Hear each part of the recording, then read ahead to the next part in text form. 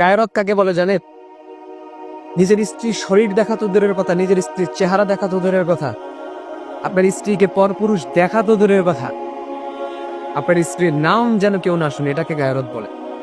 আল্লাহ নবী সাহাবীদের একজন সাহাবীর স্ত্রীর নাম আর একজন সাহাবী জানতো না।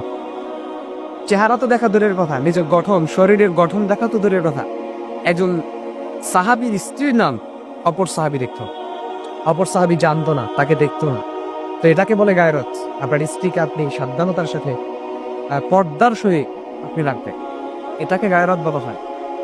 আপনি এমন জীবন সঙ্গী বেছে নিবেন যে জীবন সঙ্গী খাদিজা রাদিয়াল্লাহু তাআলা আনহার চরিত্রের সাথে মিলে, যে জীবন সঙ্গী খাদিজা রাদিয়াল্লাহু তাআলা আনহার মতো হাজারো কষ্টের পরেও আপনার সঙ্গে থাকবে। তার চেহারা থাকুক বা না থাকুক, বয়স কত হয় হোক, তার ধন সম্পদ থাকুক বা না থাকুক, এমন জীবন সঙ্গী আপনাকে নিতে হবে যে জীবন সঙ্গীকে জীবনে